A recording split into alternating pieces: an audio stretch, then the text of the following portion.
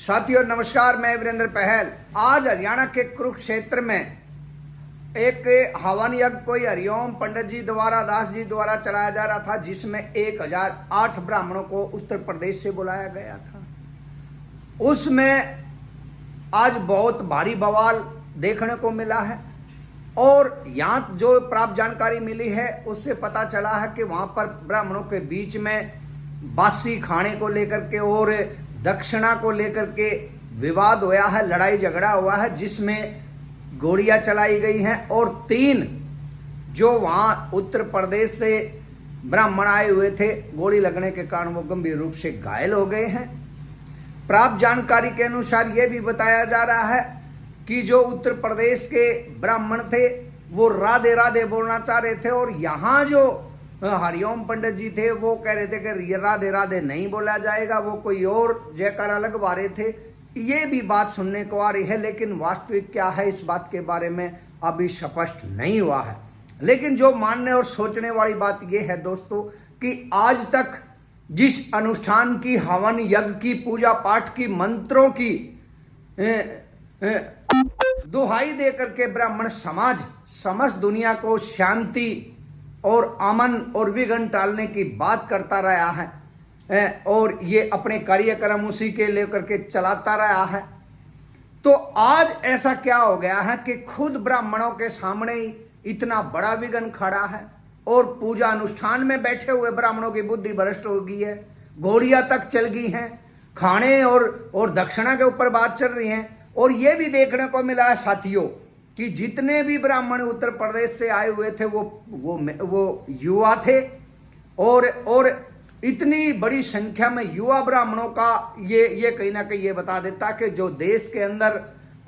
ये बेरोजगारी और महंगाई है वो बिल्कुल भी हमारे ब्राह्मण समाज पर उसका कोई भी प्रभाव नहीं पड़ रहा है, क्योंकि पूजा पाठ और अनुष्ठान यज्ञों के द्वारा उन्होंने अपनी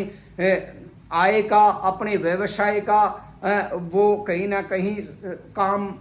जमा रखा है, जो समाज को एक मार्गदर्शन और दिशा देने का काम करता है। ये आज भी भरोसा इन पंडितों के ऊपर बना हुआ है। लेकिन इस तरह की बातें आने के बाद कहीं ना कहीं वो भरोसा खंडित होता है, लोगों के अंदर जिज्ञासा होती, सवाल बनते हैं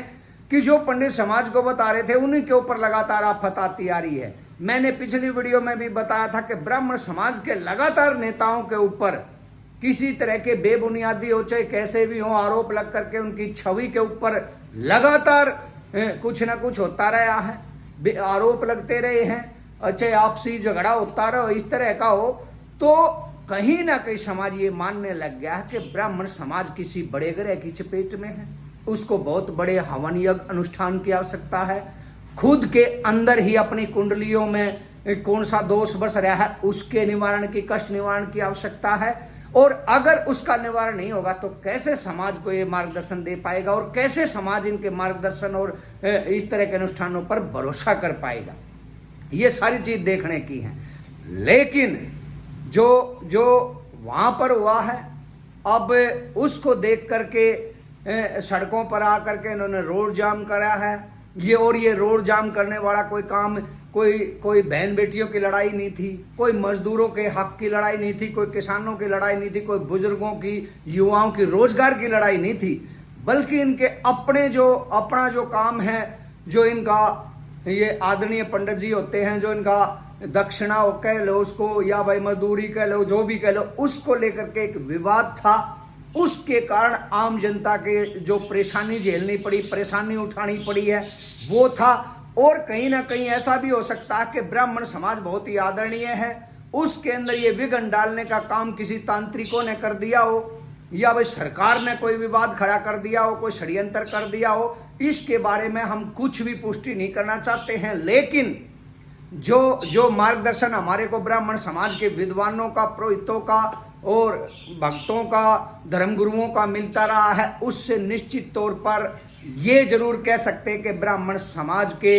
इन महापुरुषों का जो कुरुक्षेत्र के अंदर था, उनकी बुद्धि को भ्रष्ट किया गया है, उनमें बुद्धि की कोई क्रिया करी गई है। हो सकता है मुसलमानों ने कोई क्रिया करके इनकी बुद्धि को भ्रष्ट करके आपसी टकराव बना दिया हो। तो ये सारी चीजें इशारा कर रही हैं कि हमारे आदरणीय ब्राह्मणों की भी बुद्धि सुरक्षित नहीं है। तो निश्चित तौर पर कोई गलत शक्ति इस देश के अंदर, इस प्रदेश के अंदर काम कर रही है, जिसका निवारण असंभव नजर आ रहा है, क्योंकि कष्ट निवारण का पूरा दायित्व तो ब्राह्मण समाज पर है और वो खुद भी इसकी चपेट में आ गया है। तो ये पूरे देश को विचलित कर देने वाली बात है साथियों।